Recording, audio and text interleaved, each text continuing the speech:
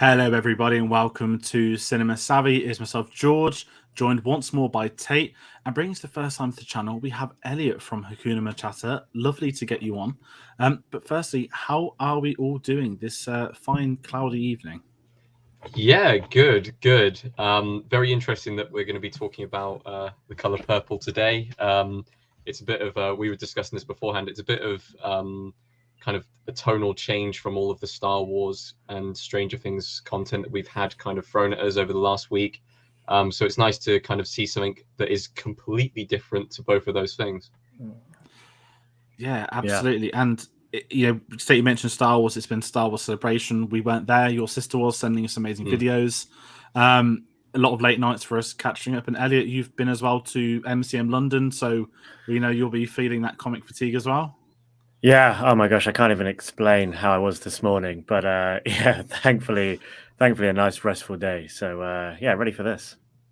No, absolutely. It's a pleasure to get you on. And normally we'll kickstart the socials, but actually we'll bring up Elliot yours first. Normally we do at the end, but Hakuna MaChatter, I'm not saying you're on this channel. I stumbled upon this maybe 6-7 months ago. We're looking for more film stuff. And if you want to tell the people more about your channel, because I know there's a focus on diversity in film, which is something that we've always encouraged and we're sort of educating ourselves on. So there's a link in the description below. But if you want to tell the people watching, it's the first time on our channel, where they can find you as well and what the sort of stuff is that you cover, which is really great. Sure, thank you. Yeah, so Hakuna MaChatter is the name of the channel, and as George says, focuses on diversity and representation in film and TV. And what I specifically aim to do is to be that positive corner on the internet that for that. You know, we all see the chat, what people come out with, and especially around big brand franchise like Star Wars and like the MCU and stuff. I think I just wanted to be like, you know what, a lot of this stuff is great, and a lot of it isn't. At the same time, there is that side of it, and if I do address that, I try in a way to give positive affirmations, feedback, ways of how it can be bettered. For example, I mean, I spoke about the first season of Bridgerton and how, yes, it was a good step in the right direction, but actually there was still a bit of work that needed to be doing. So yeah, I always try and keep things framed in a positive light. Not always easy. There's things that, gripes on my chain sometimes as well, but that's just how it is sometimes. But yeah. No, absolutely. As I said, it's a pleasure to get you on, and for the color purple as well. We'll start in a minute. I guess the three of us have backgrounds with this film, or lack of seeing it, which is actually really interesting for a discussion. But as always, please comment your thoughts. If you have seen The Color Purple, if you're a fan of this film, if you're looking forward to the musical adaptation, which we'll be talking about at the end, which surprised a lot of people, I think, please do comment. And as we mentioned, this is part of the Steven Spielberg Retrospective. We've got videos coming every Tuesday at the moment. We're going through his career and we're already on double figures. This is film number 10. So it's going to be quite exciting to see what does come next. We'll play them at the end. But Tayte, where can everybody find us as well for new videos? People can find us absolutely everywhere. So if you go onto Twitter at Cinema Savvy, you will find us also on Facebook. Just type in Cinema Savvy as well. And on letterboxd.com/Cinema Savvy. Also, if you go into the link in the description, you can pick up a t-shirt or an incredibly cozy jumper, which is keeping me very warm today on this very cloudy, horrible day here in England. So go into the description, click on the link to TeePublic and pick yourself up something there. Which, I mean, as of recording this video, there is a sale, but sadly that will probably end. There are sales all the time, so keep an eye out for those as well. Absolutely, everyone, please do check them out. We're getting a quieter patch. We've had a really busy month. We mentioned Star Wars, Stranger Things, Top Gun. I'm sure there was other things happening that I've forgotten about as well. And June's a little bit calmer, a few big releases, but still there are big releases coming out. And actually, Elliot, put you on the spot. With it being the first time on this series, we're asking everybody a question, Spielberg related. Can you remember the first ever Spielberg film you saw, or maybe like early memories of his films, in case there's not one in particular? Sure. I think the first one I probably would have seen would have been E.T. And for the most obvious reason, I am named after Elliott from E.T. So, yeah. As far as the story goes, I think I was set to be called Max, but then my mum watched E.T. and yeah, I think Elliott was the choice. So, and my memory of it is definitely being scared out of my brain in the scene in the cornfield when Elliott bumps into E.T. and you just see E.T.'s hands raise and scream. And yeah, that is my earliest memory of a Spielberg film. That's incredible. That's the best one so far. We're not saying from that is no one's going to top that. No one can top that. But yeah, that is a fantastic start. And as we always do this series, we read the IMDb plot synopsis. Now, I don't read these. I copy and paste them into the schedule. It didn't mean to become a joke, but half the time is wondering how far is IMDb going to go. We're going to get 2-3 paragraphs, or we're going to get 5 words. You never know with them. So, Tayte, what's IMDb put as a plot synopsis for the club? So IMDb has put a black Southern woman struggles to find her identity after suffering abuse from her father and others over 4 decades. Short, simple, pretty much outlines the film.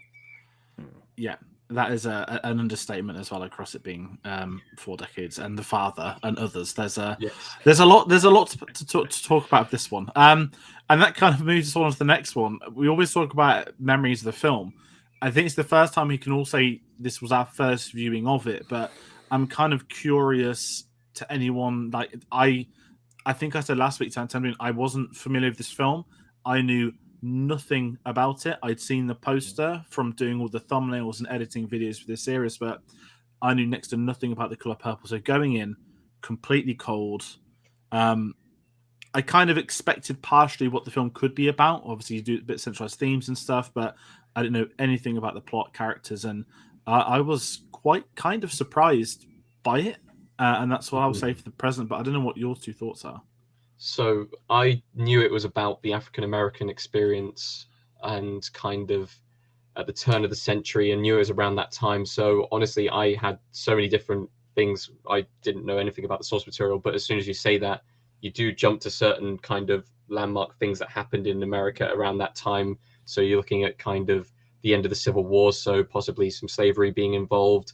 You're looking at migration. You're looking at loads and loads of different things, maybe some racism and stuff like that. So I was expecting more towards that end.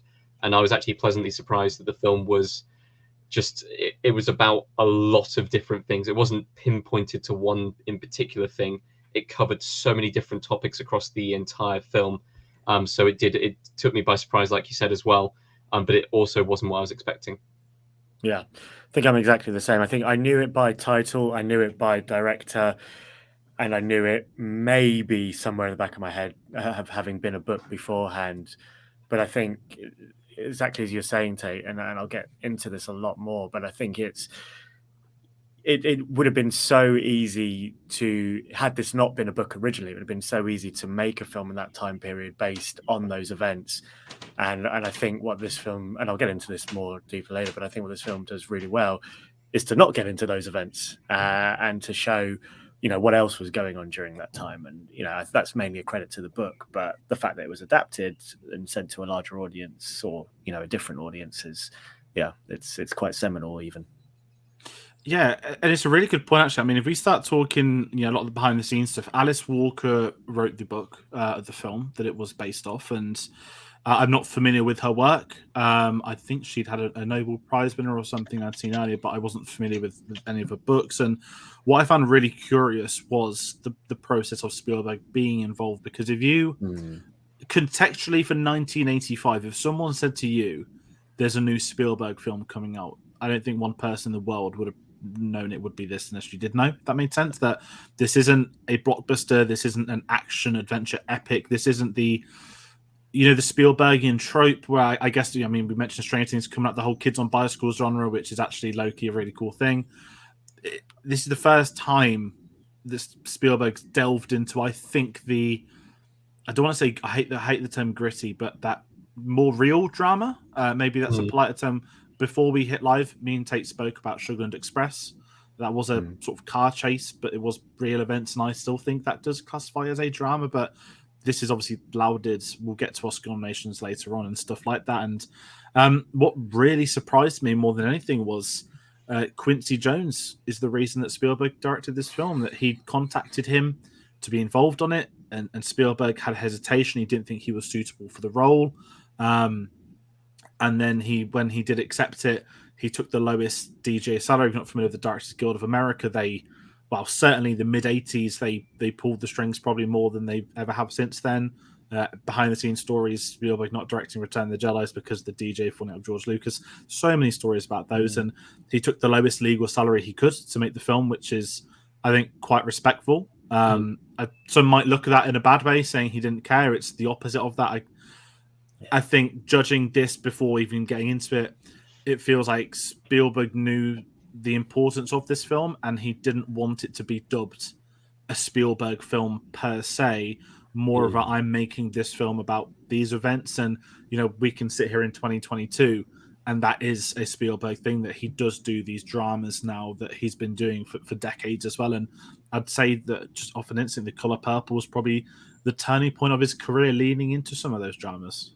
No, I completely agree with you, and it's really interesting to kind of find out that stuff about Spielberg not wanting to take on the film, didn't think he was suitable for the film.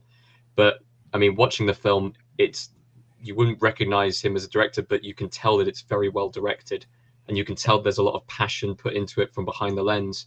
So that's just kind of it's just a testament to kind of what kind of character Spielberg is, and knowing the importance of this film, and knowing the importance of kind of that level of representation in cinema, especially when you look into the stories of how he cast the film and the way that he went about his entire process of filming the film. It's just really, really, really good film work and really, really good direction. And it just shows that he is actually a genuine, lovely human being when it comes down to kind of the bare basics of making a film about this subject. Yeah. I think one sort of thing I found interesting was seeing a quote from Quincy Jones on IMDb. So, I mean, I hope it was definitely something he said, but it was along the lines of, well, look, you're not an alien, and you're able to direct ET, so you can come in and direct this. And I think that kind of speaks to something as well, because especially in the times we're in now, we a lot of people talk about the authenticity of a film or a TV series, and how important it is for someone of the heritage to be making that. And whereas I agree with a lot of that, I also think you don't want to be boxing people in. And I think someone like myself, if I was a filmmaker, I wouldn't want to just be making films about mixed race people. I'd want to be making films about other people and other things as well. And I think that's important. And it's admirable what Spielberg was saying and what he did.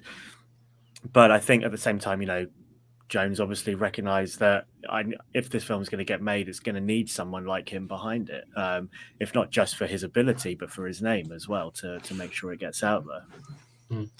I think that's a very good point as well, in terms of getting out there, because where we are now in the 20s, I don't want to say post Black Panther, that's really unfair, but you had in the 90s, you had Friday, Boys in the Hood, you were starting to get more directors coming through from those different backgrounds. And I think in 85, I'm sure, I mean, my knowledge isn't brushed up 100%, but those opportunities to get Spielberg's name on it would have done all the world of good for that. And we know there is a musical in production now, so if we were saying this is being done today, it would be a person of color, and it is. The director is I've never heard of him. It's called Blitz the Ambassador. It's a musical, so again, my knowledge isn't there on this, but that kind of gets to that point where that film is now, and where I guess the industry is slowly moving on, taking, probably better term is, it's taking the correct steps. I think that's a much better term for that, because there are still some issues, well, a lot of issues in the film industry. That's an understatement. But it is very interesting, again, with this Spielberg connection too. And Tayte, you mentioned some of his directing as well. Just sort of going into this straight in, you mentioned it didn't feel like a Spielberg film, but it had, apologies, everyone can hear a neighbour's dog's barking. It's doing right enough to watch it window. That's really embarrassing. But the direction of this film, that for a drama as such, it's quite heart-wrenching, but it's the way Spielberg gets performances out of actors, and it's such a simplistic thing to say, but if you can take, especially with his career at this point, some of his best characters have been adults and parents, even in centric films of the youth. He's got this amazing storytelling perspective on these adults, and it's like the family dynamic at home, like a dysfunctional family. And with this one, the whole film is essentially Celie being abused by Albert Johnson. And that there's so much more to it than that, but the core of it is so much the film is set at their household, and the drama revolves around that. It's fascinating seeing this progression, and again spanning the decades, and some of the actors obviously change as they get older, but it's very interesting his direction on this, that it's a performance driven film, but with his craft he's able to get everything set up properly, the staging, the production design. It's got that almost auteur feel to a production design, just with this like incredible drama direction from him, and it just feels so, well, I guess it's a complete 180 from where we were in Temple of Doom, which at the time, he said it's one of his least favorite films he's worked on. He was going through a lot of personal life issues at that time. To then move on to this film, you wouldn't think, that was in a similar period. It's a year apart, but it is, and I think it's fantastic. It's such a massive gap between this film and Temple of Doom as the last film, because like we were saying, Temple of Doom is an action film. You're going to have some set pieces which are filmed with kind of the early stages of CGI and stuff like that. You've got a lot of you need big action scenes, you need the big music, and you need everything going for it. Whereas this film feels personal from the very, very start. It is personal. It's like personal accounts within kind of the opening monologues and stuff like that. So because of that immediate kind of change of tone, what Spielberg's able to do is he's able to just craft different areas of camera work that he wouldn't have used previously, and trying to make the film a bit more personal.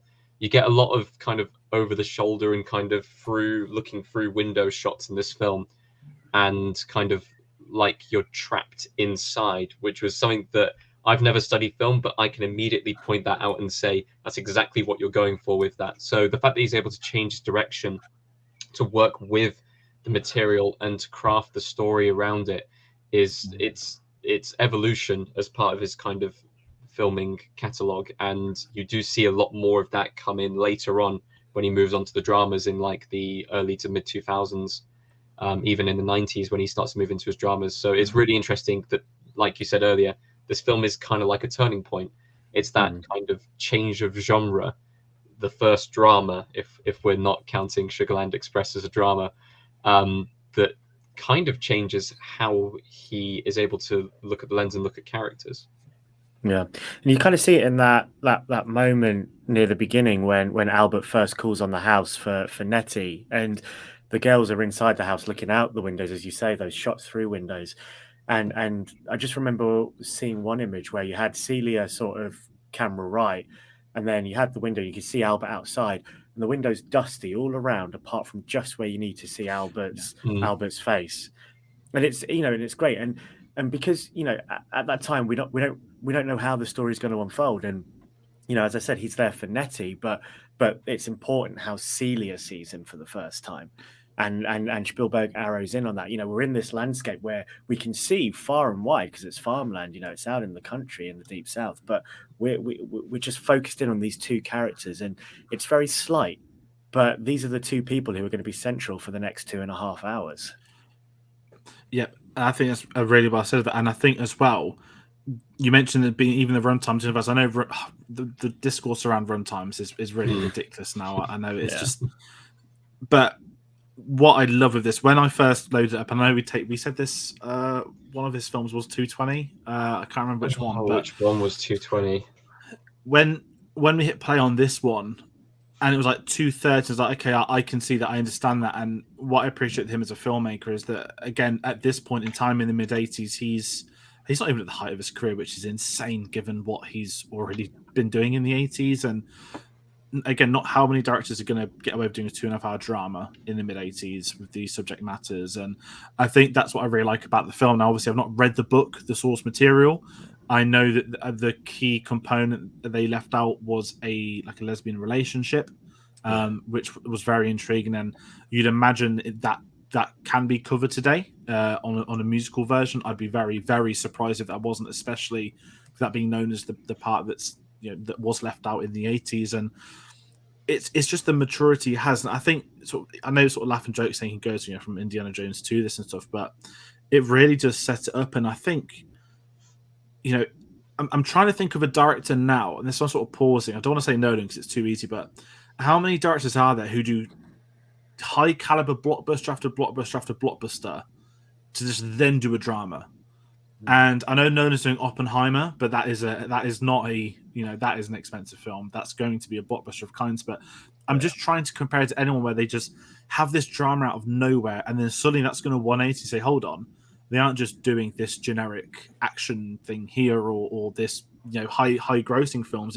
It's a really fascinating point for his career. And again, I've not seen Always. Like, we are a few weeks away from that, but I believe his next drama after Always is then Schindler's List, which is obviously going to be one of the biggest videos of his career. And obviously where that film left him was in sort of the state he was in, very interesting to speak about. But it's just going through this film again, seeing it for the first time today, still processing it. It's really fascinating seeing how he's took on, and it's kind of grown on me in the hours. And even though we've only been going 20 minutes, just speaking about it so far, because he is the master at work. And although it's very subtle compared to some of the stuff we're used to, he's again creating this new, not style of filmmaking, because it's not, but it's setting up what is going to come down the line. And I hate using that word because it sounds like you're setting up a silly Marvel film or something, but it's not. It's it's his career. We're looking at his career in a retrospective, and I guess we can talk about some of the characters who are the key for this, and starting with Van Celie as well, played by Whoopi Goldberg. Now, I've got to hold my hands up and say I've still never seen Sister Acts. I'm very unfamiliar with Whoopi Goldberg's career, I'm being completely honest. I've not seen too many of her roles. I'm sure I think she's been in some animated stuff that I would have seen as a kid maybe, but her Tayte, you mentioned her background's comedy, and Spielberg to bring her in this role, I was completely shocked to find this out, that her performance in this, there's several fantastic performances in this film. There's not a single bad performance actually either. But to come into this film with a background in comedy, and I think be the have the standout performance by Country Mile. Yes, she is the protagonist to a point, but I did not expect that. And I guess it's that old cliche that a lot of comedy actors can do drama better than some drama actors can do comedy. It's always an interesting debate, that one, and I'm just still surprised with her performance in this. And that's not a discredit to Whoopi Goldberg. That is, again, me going in off the limited background I know. Yeah, so I wanted to read into kind of the casting for this film because I knew that this was Whoopi Goldberg's breakout. I also knew that it was a breakout as well. Was it a breakout? It kind of was a breakout for Oprah as well, wasn't it? Or in terms of acting, yeah. In terms I think of she'd acting, already presented up until that point. Yeah, she was a presenter up until that point, but then she went into acting as well. But she had only had one previous film role. She was mainly a radio and TV kind of comedian, did stand up and stuff like that. She lobbied some of the producers to actually be a part in this film. And in her audition, this is my fun fact of the day, she auditioned in front of both Quincy Jones and Michael Jackson, who was there at the audition for this film. Yes. When I read that, I was like, oh, okay. And apparently her audition was her performing a routine involving a stoned ET being arrested for drug possession. Of course it was. So it's not the kind of audition that you'd expect for a film like this, but apparently for a Spielberg film as well. I was gonna say her performance apparently won it over, and she is absolutely fantastic in this film. You can see so much passion put into the role, and you can just see how something as small as kind of like smiles at the start of the film start to fade throughout all the way through, and how she's able to kind of portray almost 4 different versions of herself going across, or 3 different versions that she portrays at least, but going across time. And you can definitely see that change in the performance over the years, and just becoming more tired of the events that are happening around her. And it's that kind of character that gets chipped away. And I think we'll talk about favorite scenes, but my favorite scene is the scene where she almost snaps, and the tension that's brought to that scene, and just kind of her acting just through her eyes in that scene is absolutely mesmerizing. I really did enjoy her performance. The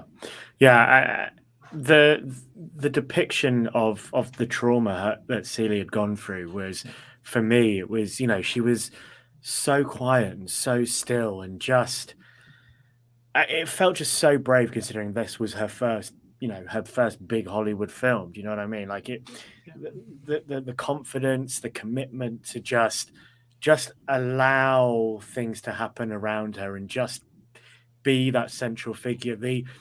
I mean, I just have to jump straight into two scenes that really just.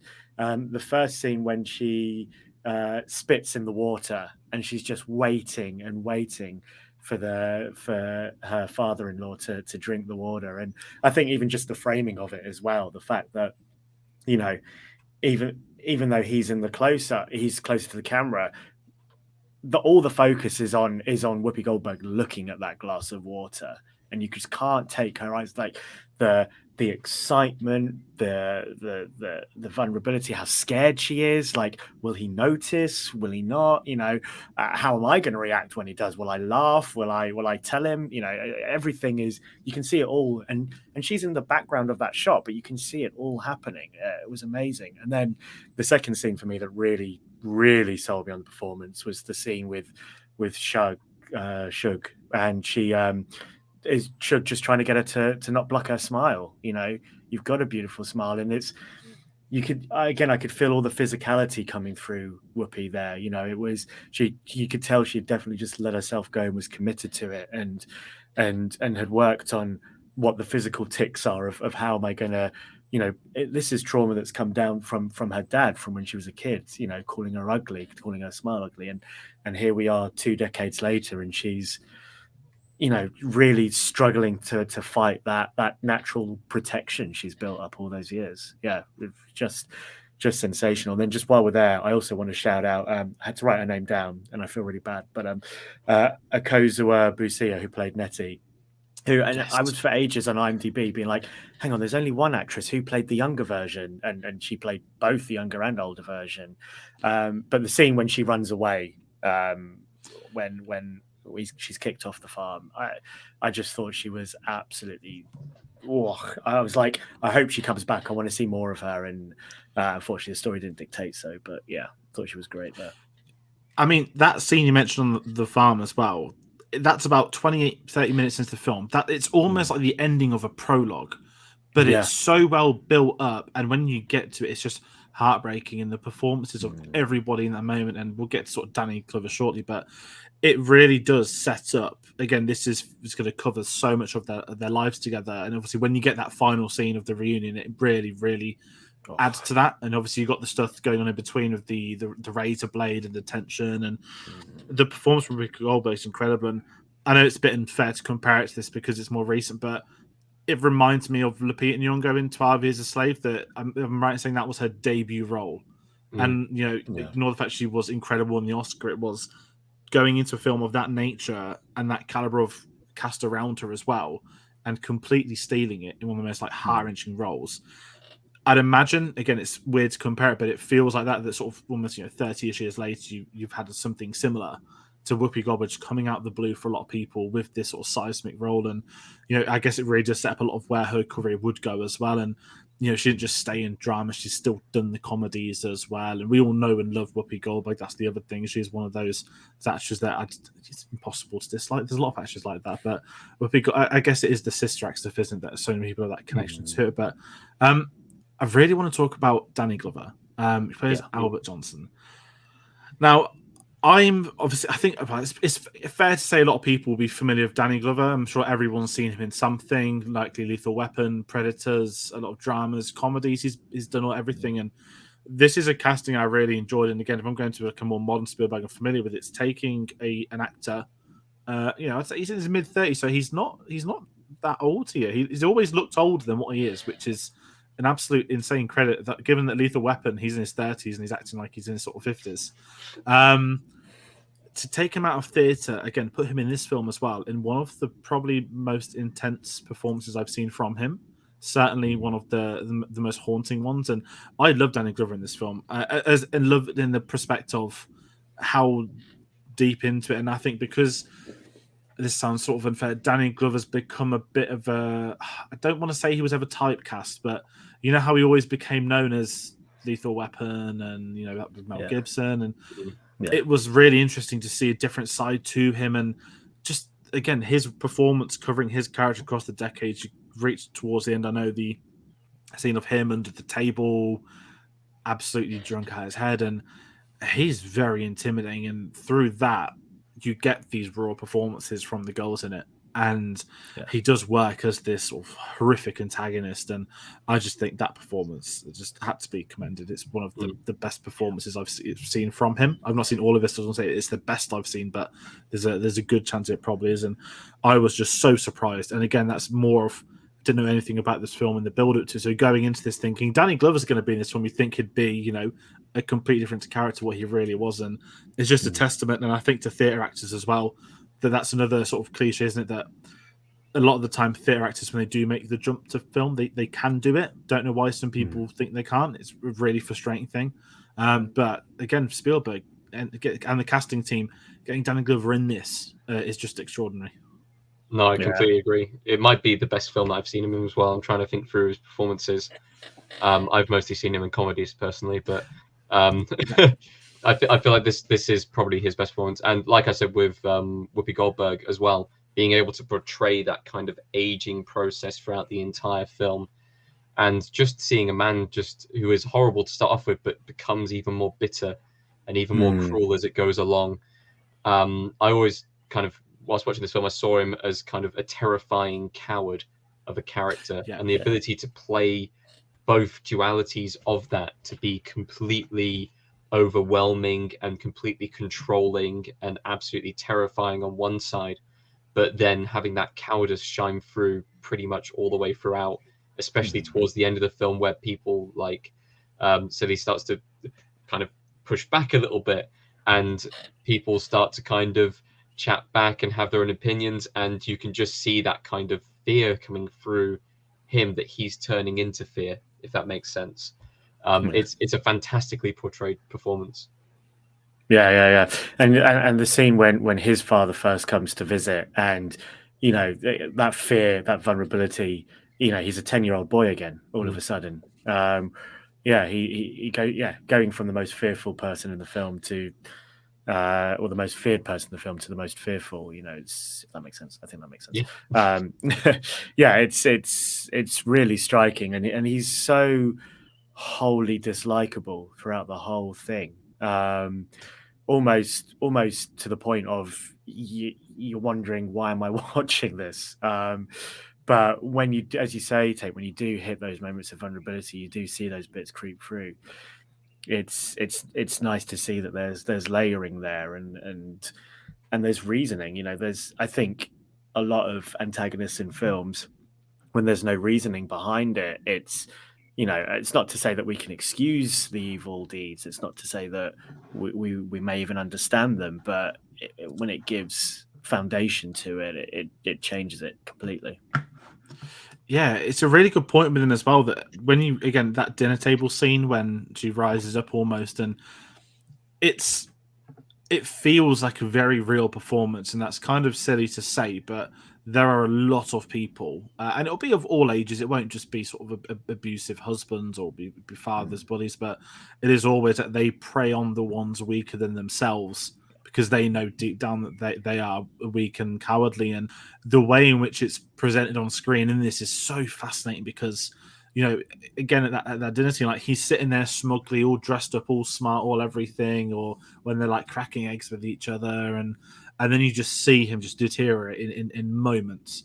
And I think that's when you know this, that the performance is there and the character's there, because it never feels wrong that he's not just suddenly a coward, because they've got that sort of, it's almost like a dual personality, isn't it? And you're seeing it again with so much of the film set at the home.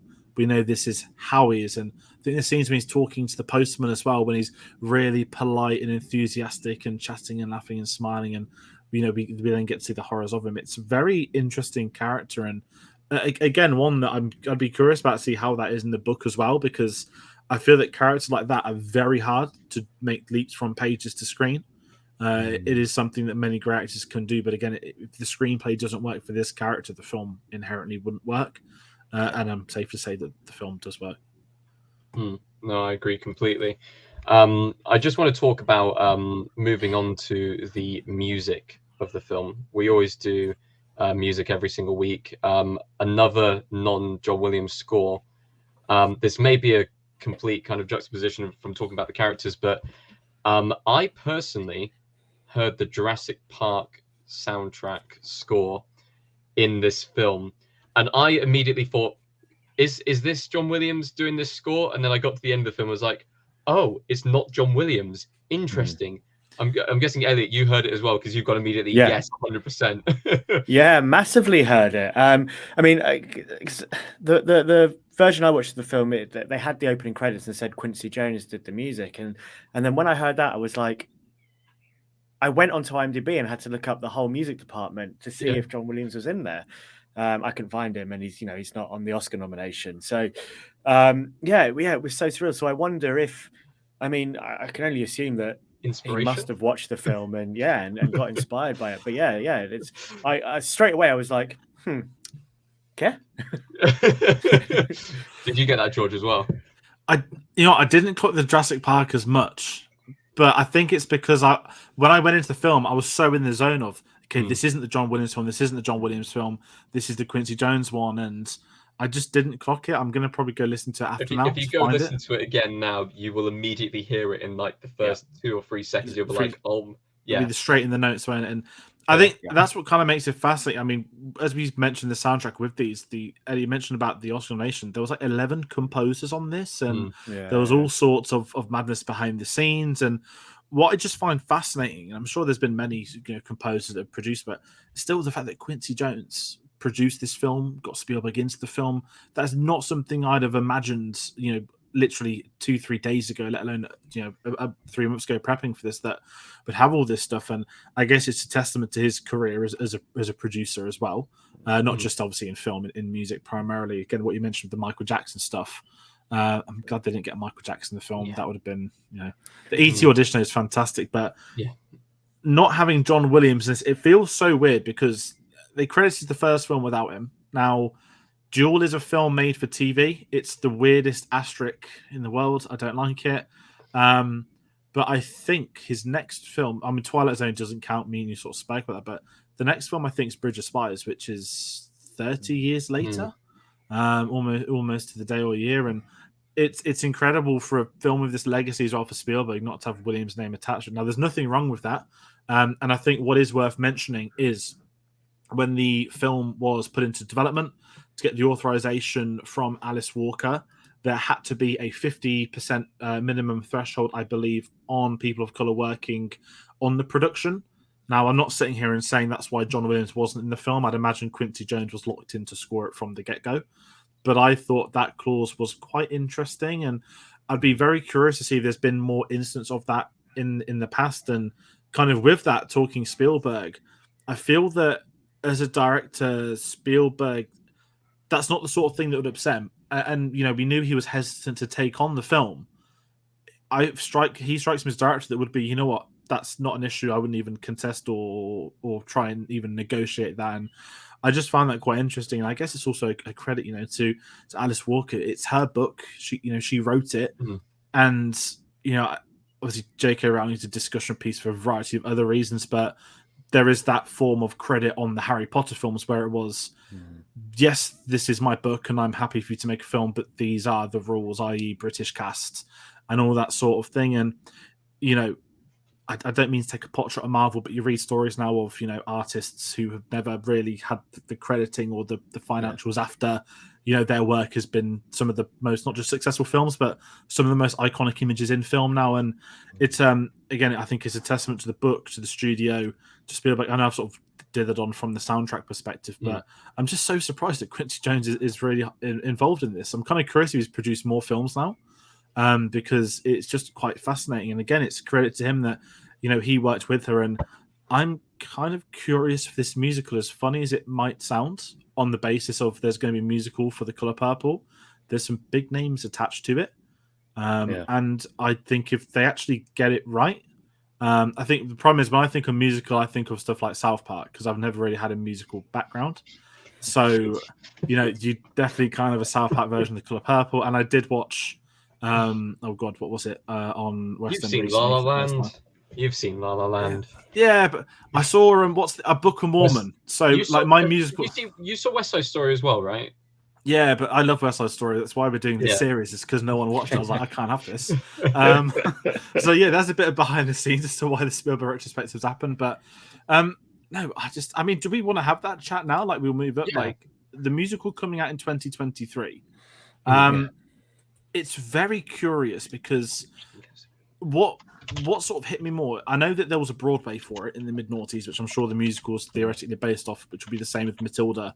I think that's still coming out at the end of this year. I have no issue with films being made into musicals.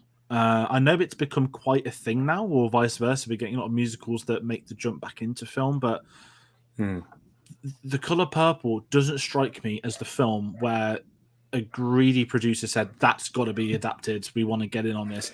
That strikes me as somebody wants to actually make this out of choice of they want to see it as a film. I don't know if anyone else feels the same with that. Well, it's really interesting. I've just kind of looked it up, and just from kind of like a musical into film perspective, there has been a musical production on Broadway since 2005. It hit Broadway. Yeah. So the fact that it has some grounding does kind of make you think, okay, it'll probably actually end up being quite good. Then you look at the cast.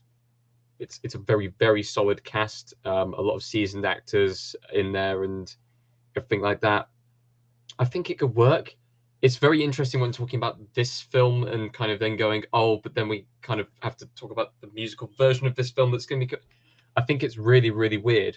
And just jumping back to the point about Quincy Jones doing the music, I can't think of any other producer that's come from the music side of the film outside of musicals. I can't think of someone who's gone, yes, I want this film to be made. I'll do the music department. Someone please make the film for me. I guess the only other person who would have pitched that would have been Hans Zimmer for Dune, because he's been asking for that for how many years now?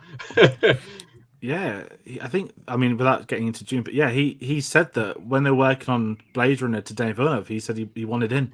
He wants to be on Dune. And, you know, as a Nolan fanboy, to me, it's when Hans Zimmer declines a Nolan film to do Dune, that's when you know that Dune is going to be something special for a composer. And it is a very fascinating thing. I mean, even looking at the cast, you've got Corey Hawkins, who I absolutely love. Yeah. Anjanou Ellis, who obviously, if anyone saw King Richard last year as well, it's got a stellar cast, and I'm very curious to see what they do. And it is due out at December next year, though. So, you know, luckily it's not clashing with Avatar, because, you know, I think without getting to West Side Story too much, dropping it the same time as Spider-Man when the demographic audience isn't going back to the cinemas wasn't the smartest, which is such a shame because I think it's a fantastic film. But no, it is a very interesting thing. And I think there was a really good interview with Spielberg last year, actually, that someone pointed out. It might have been for Yahoo, maybe. They actually said, Spielberg, you know, what other films of yours would you want to see be a musical? And he sort of joked about Jaws being a musical one day or something. And, you know, he's a director, and we did a film recently of his where he spoke about he had a musical. It was Temple of Doom. He did a musical number, of course, at the start, and they kind of said for someone that had never done a musical, that opening was quite stellar. And obviously, you know, 40 plus years later, we get West Side Story, which I think is actually one of his best films, which we'll get to at the end of the series. But we're talking about the accolade of this. Let's jump to the Oscars. And this is something that very much surprised me. So when we sat down and started doing this series, I was going through loads of odd interviews of his. There was an incredible one pre-Jurassic Park. I think it was in the promotional running. And they was, I think, you know, entertainments like the American sit-down ones when they go to, not talk show, but they're like in the production rooms talking to him. And he called out, you know, the Academy. And this film got 11 Oscar nominations. And not only did not win a single one, he didn't get a nomination at all for directing, which when you get 11 nominations and not that, I find that very odd. Same with, again, bringing back Dune of Denis Villeneuve earlier this year. And Spielberg sort of called them out for that. Now, I don't think he's ever been a director that sat there seeking accolades. I think he's only actually won Best Director twice anyway. Hopefully we can get more of them. But that really surprised me. And again, this is the sort of, I don't want to say the first big film of his, because it's absolutely not, but it just sticks out horribly. And I know that film isn't about the accolades. It's not about winning Oscars or whatnot. But for me, to see him go from his previous work to this, to not bag a nominations one of the few times I bring it up and say this just isn't on. I think Jaws, he didn't get nominated either, which is as insane. And, you know, again, it's easy to look here in the future and see what's happened since. But is it the Academy of old where we know that they don't want accolades to films like this with the, you know, the old sort of old white man stereotype that doing the voting? Or is it the fact he's been doing these big blockbusters for years and they don't want to recognize somebody that's been doing big films because it doesn't fit in with the arts?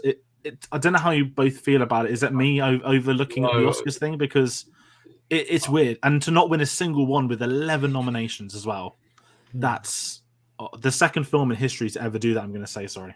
Yeah, personally for me, it's a bit of both. I think there is some kind of, I mean, it's widely known that there has been racism within kind of the Academy Awards and the way that they voted. I mean, we had the Oscars So White kind of fiasco a few years ago, which was just absolutely, it was awful. It was terrible. And I think that was just kind of like people had had enough, because sure, that had happened over the years, but it was that one specific year where there was such a spotlight shone on it, which should have been done way earlier. I think this film may have been overlooked for that. I think there are certain things where you can go, yes, best picture, yes, best actress, good supporting performances, but can we give it to the director when kind of they could turn around and say, oh, but Spielberg's he's a white director, he isn't a black director directing a black film, and maybe that was the way that they kind of put it in their heads. But outside of that as well, I think you're also correct with the action film kind of stigma that's put behind him.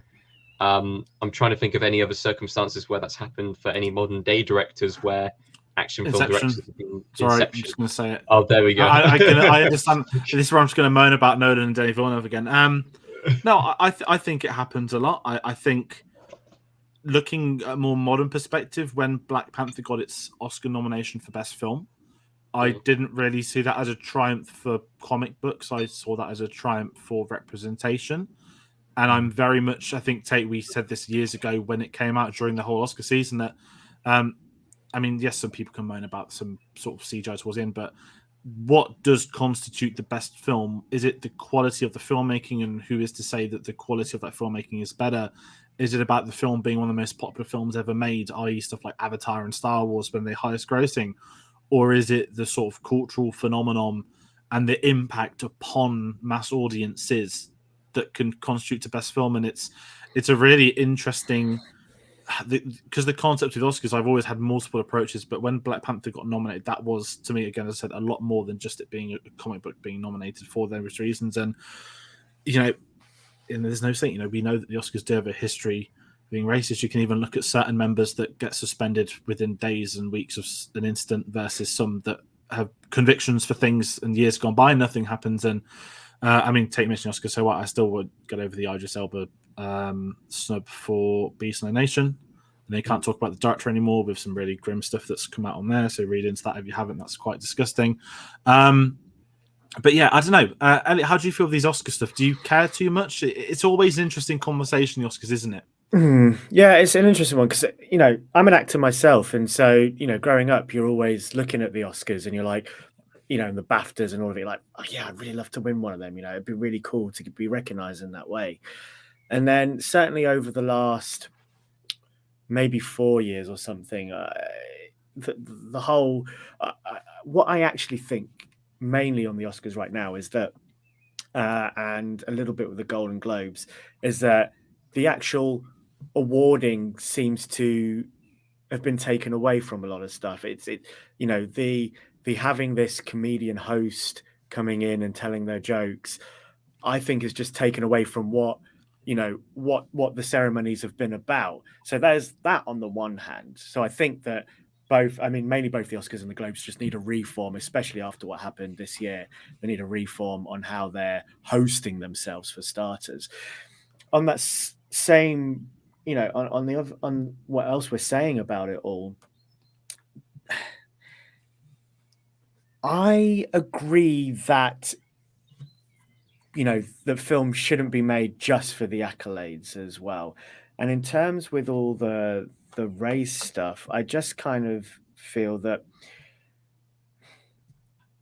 you're right in saying that films shouldn't be just nominated based on how well they're made, because there are cultural impacts in things. For me, Black Panther is a good film. I don't think it's the best of the comic book films that have come out. I think the final third lets it down a little bit, but you cannot deny the impact that that film had. It had a massive impact on me, and it had a massive impact on people, not just in the Western world, but from images that I've seen, it had quite a massive impact, you know, for people in and around Africa, you know, seeing themselves and their culture sort of finally being translated in a different way on in Hollywood film. If I'm correct, there was that image that came out of all these kids being told they're going to watch this big Hollywood blockbuster film, and you can't. I think a lot of people forget that, especially with, you know, films in the MCU. I look to Captain Marvel and Wonder Woman as well, and the impact that had on young girls, you know, little girls. You know, we can sit here as, and even with Rey in Star Wars, we can sit here as 30, 40-year-old men and be like, you know, this, you know, oh god, I didn't like her in that. But then you see this 6-year-old girl whose like face lights up when she sees Brie Larson walking down a red carpet, you know. And I think people kind of forget, you know, sometimes we might not necessarily be the target audience for this specific film. That doesn't mean we can't enjoy it. That doesn't mean we can't learn stuff from it. Yada yada yada. Yeah, so I think cultural impact is massive, and I think it's important that these ceremonies do recognize that kind of thing. I mean, even take a film, and then speaking on the acting and the action side of thing, take a look at the Lord of the Rings series. Like, they were both action and culturally impactful. You know, it was, you know, they kind of hit both those things. So to say that it can't be done and to cut someone out because of that is ridiculous. In terms of bringing it back to The Color Purple, it was interesting. I had a quick look up to see what the film that did win Best Picture for that year was. And look, you know, I think in that whole list of nominees, the only one I'd seen was Color Purple, which I watched in advance of recording this.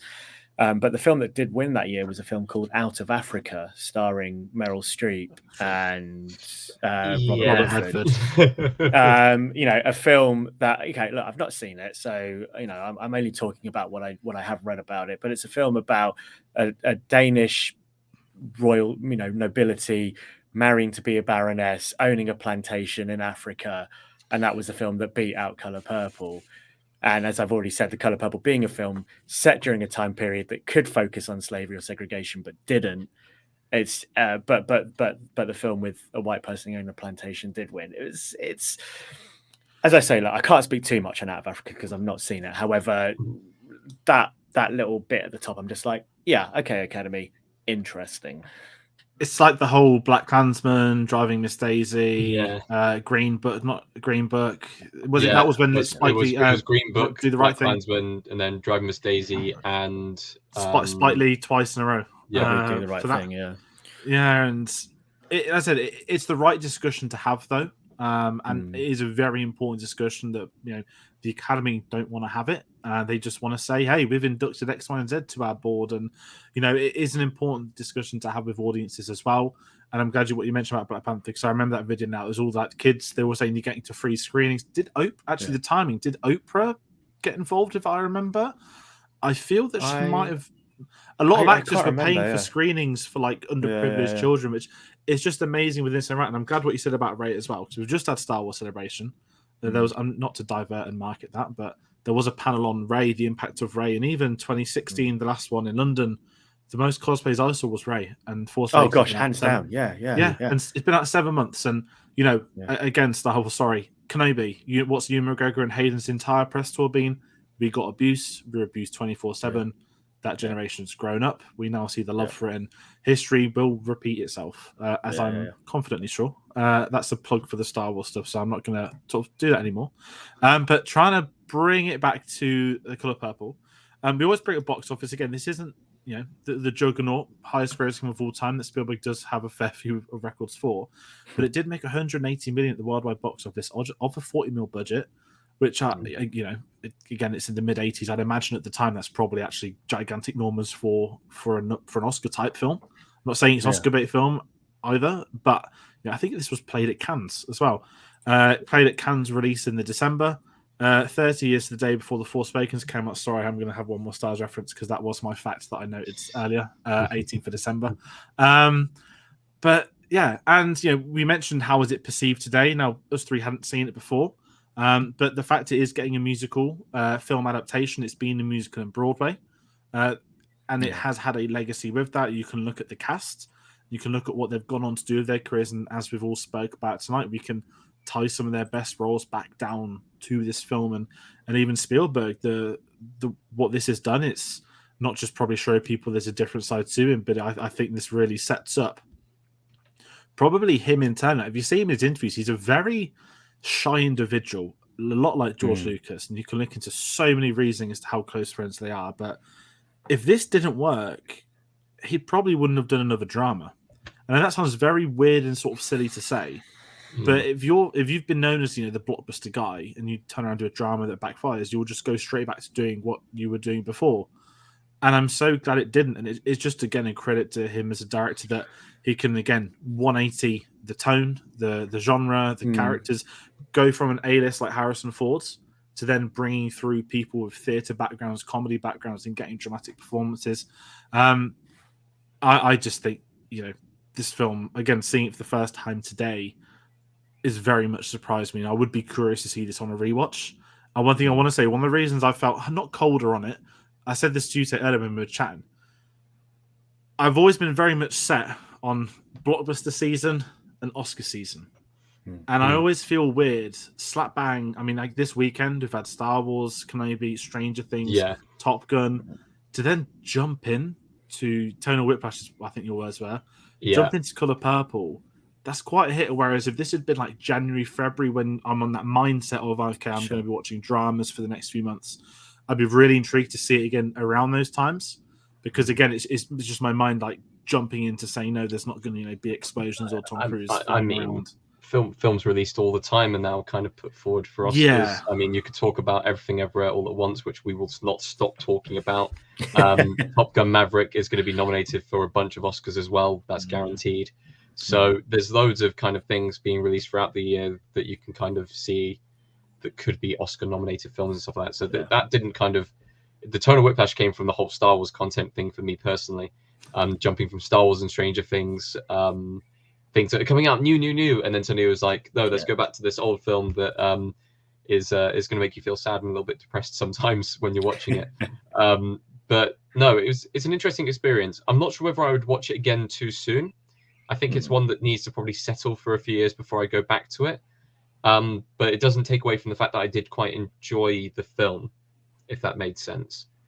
And as far as its kind of legacy of the film, it's still got really, really good kind of reviews on modern day websites. I think the only criticism that comes from it that people are giving it in the modern day thing is that Steven Spielberg is a white director. But we've already kind of discussed how, like, without this film, you probably wouldn't be able to have as much influence with kind of like diversity in cinema, because this was very, very important for diversity in cinema. So I think that's kind of covered that bit off anyway. Are we going to go on to favorite scenes? I'm happy to. I again, with a lot of these films, it's hard to say you've got a favorite scene out of enjoyment when the subject nature is so brutal. But if I'm going to pick the scene that I think's had the most impact on me, it's the leaving the farm. I know we spoke about it earlier, but just the running, even the way they shoot that scene, like if you look at the cinematography in it, it's the angles of each person, and then you'll get, Danny Glover popping up and throwing stuff at them. It doesn't give you a break, and it's the being kicked out / running away cliche has been done in so many other films. It happens for like 5-10 seconds normally, the run from a train or something, but this goes on for a good 5 or 6 minutes, and when you've got the whole family watching, clinging to the post, it's haunting imagery, and it just doesn't stop, and the camera is so fixated in the right place, it's not leaving you behind. You are going to follow this through to its ending. I think that's the is it unfair to say the best scene of the film when it's so early on? I don't know, but without that scene, that's bracing you for this is what the next few hours are going to be like. And for me, it's hard to look past that. Again, I love the reunion at the end. And again, how does that reunion work so well? Not just the film, but because you've seen what separated them in the beginning. Yeah. For me, it's the final shaving scene, shall we say, the one that gets stopped. And the reason why is because it's just a frantic montage between different shots, whether it is Sally there with the life, or whether it is like Shug chasing after her, the tribe and the tribal music and everything building up. It was just really, really good tension done. And you wouldn't expect it, because obviously he'd done Jaws before this, you wouldn't expect a scene which you could say, oh, that was kind of a bit like Jaws with the tension. And you kind of know that what's going to happen, and it's just building up, and there's someone trying to stop it, and it's building, and then it just comes into that moment where she gets pulled away. And even like the reaction from Danny Glover, like in that scene, is just kind of like pure shock when he turns around, kind of just grabs at his neck very quickly because he knows what just may have happened.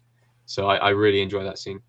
I think that the tension is helped there from the earlier one as well. You know, when she just nips him accidentally earlier, because there was even a little bit of tension in that one as well. Yeah, it's a very good scene. I think my favorite, which I've already mentioned, was Shug helping Celie to show her smile. I just thought that was just such a beautiful moment, because it was the start of the unlocking of all that trauma that had built up, and you know, and it was done through a physical means, which, and I just think Whoopi was just fantastic in that scene. Really, just, you know, I think just really kind of inspirational to show that stuff can be, how easy it is to do stuff through the body rather than having to say the words all the time, which is really beautiful. I also just really want to quickly add in, I looked up, I always get curious about this, what the inflation was on that 182 million. So if the film had been made today, it would have been just under $500 million in returns. So yeah. Very good numbers, especially again for a film that has that Oscar run, and you know, 500 mil was a nose. Again, with modern blockbusters, people now think that films that don't hit $1 billion is a flop. I will never ever. That's insufferable, that opinion. But 500 mil would be incredible. I'm glad you that. I really appreciate that. That's a really cool statistic. And kind of round that, we'll go into sort of final fuzzies. And I kind of accidentally did mine a couple of minutes ago, but what I would say is that I think this is, I can't say it's one of Spielberg's best films, because I think he's the best that's ever done it. And you say what's his best, and you're missing out X amount of incredible ones along the way. What I think this is one of the best, I guess, introductory dramas from a director, someone that would know and would shape his career around in the later years. And you know, as a film that covers and deals with trauma, I think it's superb in that manner. So I don't have as many sort of expletives to say on it, but it is one I do want to see again in different circumstances, and I'd be very excited. And maybe I know there's going to be a Sister Act 3. Maybe I should see some more films from the cast involved, then jump back to this and see, you know, how were they when they were younger or at different stages of their career. So I always think that's fascinating factors. But if you're curious at home, if you watch Spare an Hour, I'd say I think I very much enjoyed this, and this conversation has massively helped with that. No, I enjoyed this film, but it's one that I won't go back to. It's really interesting. We're giving this film so many compliments and everything like that, but it's not one that I'm immediately rushing back to, because for me, it's the experience of watching it. And now I maybe need a bit of time to settle on it, and then I'll possibly go back to it. Fantastic performances, fantastic direction, just overall an incredibly well-crafted film. And yeah, it's just, I'm just in that weird state of, I've seen it, I enjoyed it, probably not going to watch it again soon. Yeah, I think I've definitely come back to it. I think now that I've seen it, it's one I'd be curious to dive back into. I think my main worry with it was whether it was going to be a bit of a black trauma porn film, and it wasn't that at all. You know, certainly not at the hands of white overlords, as a lot of these films can be. So I think moving forward, and especially with how the film ends, I'd definitely be curious to watch it again. And you know, we're talking about what it sets up for Spielberg going forward. I wonder as to how much this film helped to open the doors for the likes of Spike Lee and John Singleton. You know, Spike Lee's first film, She Gotta Have It, came out in '86, so you know, just a year after. And I wonder as to how much that helped open the door for Spike Lee to be received in the way that he was. No, 100%. Really well said that. And kind of, looking forward where we are, going through this Spielberg retrospective. Next up, we can say is going to be Empire of the Sun, Tuesday the 7th of June. Now, another one I've not seen, but this has sat on the Blu-ray shelf behind me for about 10 years. I finally finally get to get it off the list and say I've seen another Christian Bale film, one of my favourite actors of all time. So that's going to go up next Tuesday, the 7th of June. Tom Woods will be joining us on that, who is a massive Empire of the Sun fan. And I do like those drama pieces. I'm very curious about seeing young Christian Bale. I recently found out he was in, what's the Little Women? He was in the 90s version. I found out recently, just doing a little bit of homework for Gore the God Butcher. But that being said, he's a voice in Pocahontas as well. I remember the day I found that out. That was crazy. Is he? He plays the other soldier who shoots Pocahontas's arranged marriage husband. Oh, yeah. There's something about Christian Bale that it's just. Well, wasn't he one of the Tayte, one of the Studio Ghibli? I'm sure he was. No, was that Shia LaBeouf? He was in one of the Studio Ghibli films. I want to say he was in Howl's Moving Castle. I want to say he played Hal from Howl's Moving Castle. Okay, that's the one that blows my mind. Christian Bale hype begins. One of my favorite ever actors. Absolutely love him. And I know it's wrong, but just that Terminator set run. I heard that for the first time. I was like 13. I was like, oh my God, what's Batman doing? This is fantastic. And I just can't shake it. So anyway, without hyping that up too much, comment your thoughts on The Colour Purple. Please do like, comment, share, and subscribe. We've got a lot more Spielberg stuff on the way. Speaking of Spielberg stuff on the way, we always bring up the schedule we have here. So coming soon, we know we have Empire of the Sun. We've spoken about Always, but we are not far off Indiana Jones and the Last Crusade and Hook. We're reaching that stretch because I know what the next two posters are after all these have been and gone. Tayte is gutted because you're going back to Austria, and we don't know which ones will get you on for a month. Ironically, you might miss the best month, but more details will follow as and when. We always announce them on our social medias. And Tayte, what social medias can people find us on? Social medias are everywhere, guys. So you can follow us on Twitter at cinema_savvy. You can follow us on Facebook, just type in Cinema Savvy, and you can also follow us on letterboxd.com/Cinema Savvy. Also go into the link in the description and pick up a t-shirt, a jumper. I think for some strange reason we do masks as well. There are loads of things on there. Go have a look on the TeePublic store. Definitely. And Elliott as well. We'll bring the channel back up. I know we spoke about it earlier. Any recent videos? I know I mentioned Oppenheimer that we saw previously. It's actually been a bit slow for me at the moment. Real life stuff has been taking over. But this coming month, June, is obviously Pride Month, and I've been invited over to Chili Boy Productions to talk about some LGBTQ plus films. So do keep an eye out over there for me, and do subscribe to the channel. Videos will be coming back. Just as soon as I can get that life work balance back on track. I've got ideas and scripts and everything floating around. So videos will be resuming more frequently soon. Definitely. Everyone, please subscribe and follow him. Again, it's been amazing to get you on first time in this channel, and would love to get you back on in the future. So we'll have a chat about this. It's been a lot of fun and a lot of perspective as well, I think, for a film like this, which we did need. So thank you for coming on, for taking time out of your day to do so, and for everybody at home for always watching our stuff, looking at us. I was going to hype up Kenobi. That will be up tomorrow. I've spoke about Star Wars a bit too much for something that's The Colour Purple today. So do join us on the next one. It's been a pleasure, and we'll see you all then. So do take care.